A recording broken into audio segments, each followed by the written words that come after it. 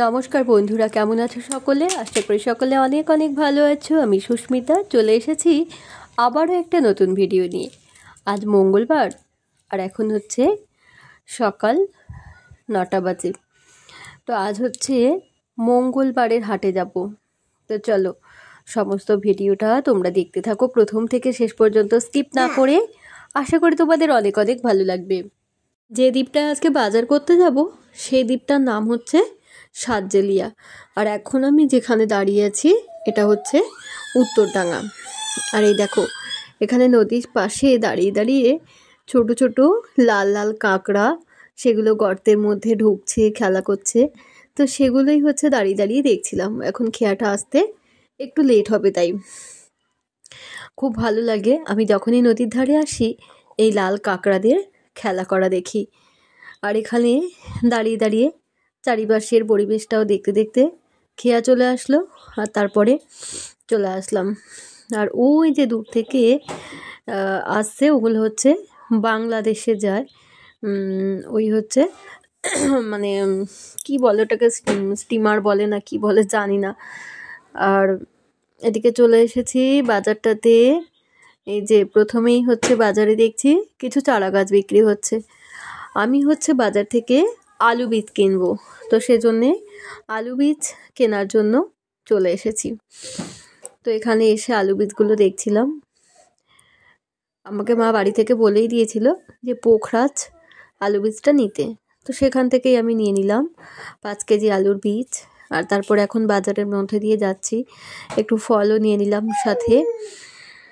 আর এরপর কিছু সবজি নেব।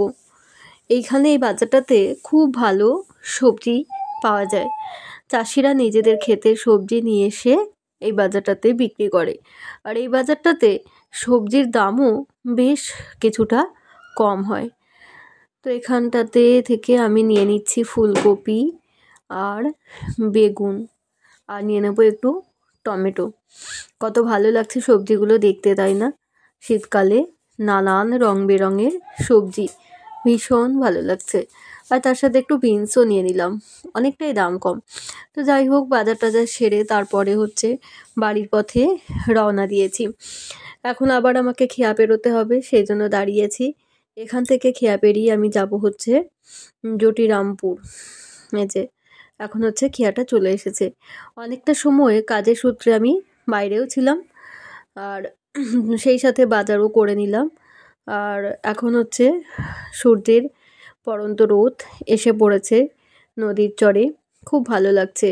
যাওয়ার সময় ছিল জোয়ার, আর এখন হচ্ছে ভাটা, জলটা অনেকটা নিচে নেমে গেছে। আর এখন হচ্ছে 5:30 বেজে গেছে। চলে এসেছি বাড়িতে। বাড়িতে এসে সমস্ত সবজিগুলো ব্যাগ থেকে এক এক করে বের করে নিচ্ছি, যে সবজিগুলো বাজার থেকে নিয়ে এসেছিলাম। বেগুন, টমেটো, ফুলকপি, মটরশুঁটি, এগুলো। আর এই যে কচু আর হচ্ছে মোচা, এগুলো হচ্ছে আমাকে একটা কাকু দিয়েছে, মানে ওনার বাড়ির সবজি। উনি বললেন যে ভগবানের সেবায় দেবে, তাই জন্য নিয়ে যাও। তো সেজন্য নিয়ে এসেছি। এই কচুটা হচ্ছে শোলা কচু বলে, ওনার বাড়িতে এটা নাকি চাষ করেছেন বললেন, সেজন্য দিলেন। আর এই যে হচ্ছে আলু বীজটা।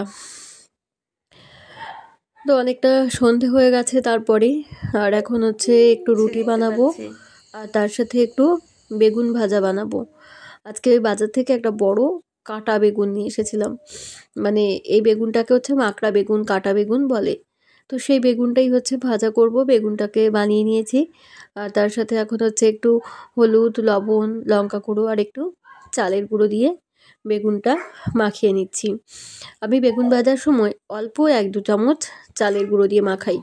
বেগুন ভাজা এমনিতেই তো প্রচণ্ড তেল টানে, কিন্তু এই চালের গুঁড়োটা দিয়ে মাখালে না বেগুন ভাজাটাতে তেলটা একটু কম লাগে। তো সেজন্য হচ্ছে আমি চালের গুঁড়ো দিয়ে মাখি। আর সেই সঙ্গে বেগুন ভাজাটা না খুব সুন্দর মচমচেও হয় স্বাদে। তোমরা এইভাবে বানিয়ে দেখতে পারো, খুব ভালো লাগে। আর শীতকালে রাতে বেশিরভাগ সময় আমি রুটির সাথে বেগুন ভাজা, কখনো বেগুন পোড়া, এগুলো বানাই।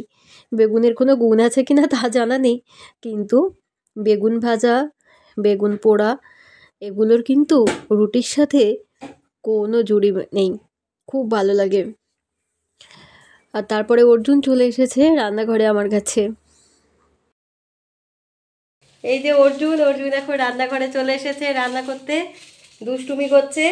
সবাই দেখো অর্জুন কিরকম পচা ছেলে, কথা শোনে না অর্জুন, তাই তো? ভালো ছেলে, ভালো ছেলে তুমি? ভালো ছেলে না পচা ছেলে? আজকে ভিডিওটা আর খুব বেশি বড় করছি না, এখানেই শেষ করে দিচ্ছি। কেমন লাগলো ভিডিওটা সেটা তোমরা অবশ্যই কিন্তু আমাকে কমেন্ট করে জানাতে ভুলো না। আর যদি তোমরা এরকম ভিডিও আরও দেখতে চাও আমাকে তাহলে অবশ্যই কমেন্ট করে জানিও। Tata, by.